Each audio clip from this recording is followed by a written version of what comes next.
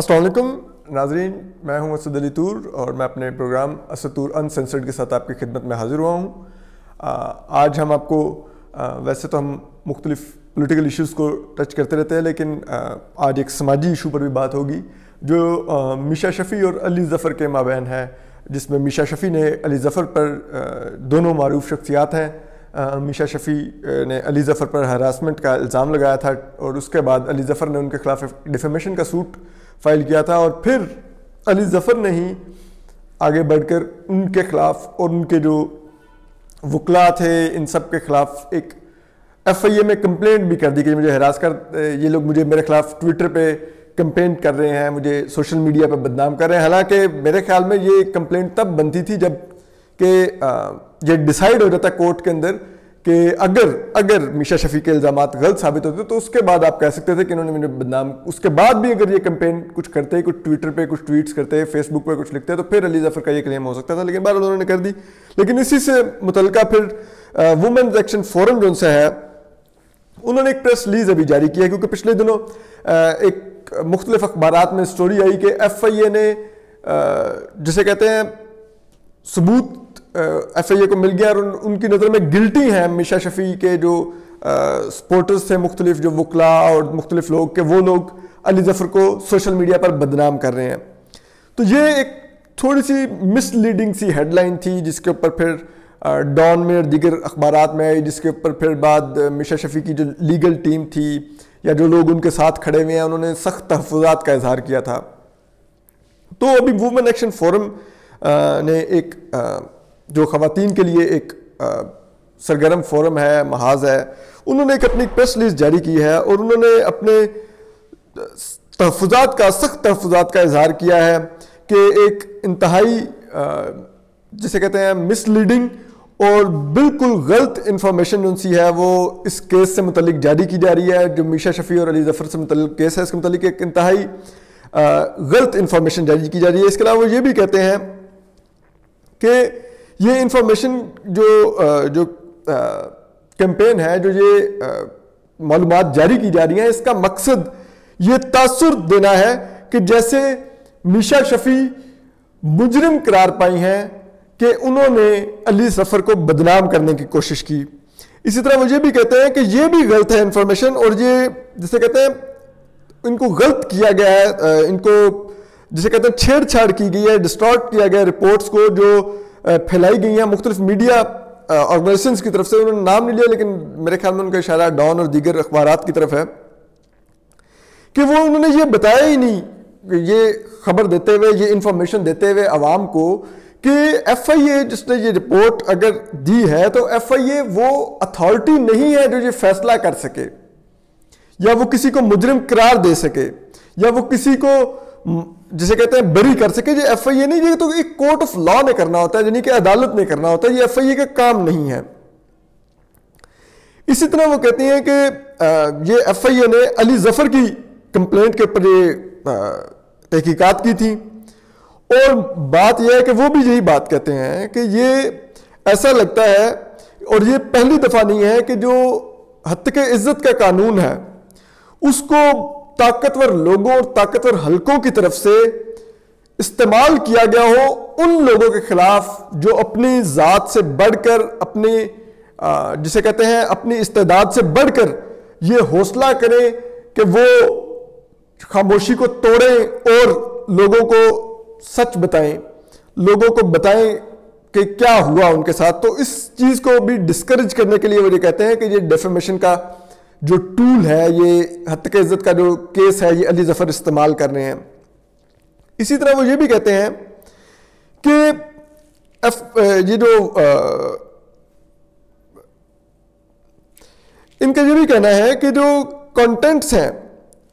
Investigation में जो कहे जा रहे हैं कि अली ज़फ़र को सोशल मीडिया पर बदनाम करने के लिए इस्तेमाल किए गए हैं, वो मामला तो अभी तक कोर्ट ऑफ लॉ में चल रहा है। अभी ये साबित होना बाकी है कि अली ज़फ़र ने हरास किया था कि नहीं। तो जब तक कि उस कोर्ट ऑफ लॉ में वो साबित नहीं होता, तो आप कैसे कह सकते हैं कि अली ज़फ़र को बदनाम किया गया। और इसी तरह वो ये भी कहते हैं कि अभी तक कोई ऐसी जजमेंट, कोई रूलिंग, कोई ऑर्डर मौजूद नहीं है जिसमें कहा जाए कि अली ज़फ़र को بدنام کیا گیا یا انہوں نے ہراسمنٹ نہیں کی. اسی طرح وہ یہ بھی کہتے ہیں کہ یہ ایف آئی اے نے ایک جسے کہتے ہیں ان کی ایف آئی اے کے بارے میں ان کا کہنا ہے کہ انہوں نے جس انداز میں یہ انویسٹیگیشن کی وہ ابھی بہت ہی جسے کہتے ہیں پری میچور سٹیج تھی, ابھی تو کچھ فیصلہ ہوا ہی نہیں. تو وہ انہوں نے اسی سطح کے اوپر ایک کیا نام ہے ایک انویسٹیگیشن کر کے انہوں نے ایک سنا دیا فیصلہ کہ جناب یہ تو بدنام کیا گیا علی ظفر کو. اسی طرح وہ یہ بھی کہتے ہیں کہ ایف آئی اے نے جان بوجھ کر یہ اس لیے کیا ہے تاکہ وہ ان خواتین کو خوف زدہ کر سکیں, خاموش کر سکیں جان بوجھ کر, اور ڈرا سکیں جو حوصلہ کر کے آگے آ کے اپنے ساتھ بیتنے والی دردناک داستان سنانا چاہتی ہیں کہ ان کو کس طرح ہراس کیا گیا. وہ اپنے ساتھ جو ان کے کسی بھی میل ساتھی نے ان کو ہراس کیا ہے وہ ایکسپیرینس وہ آ کے بتانا چاہتے ہیں. لیکن ایف آئی اے کی اس طرح کی انویسٹیگیشن جس طرح کے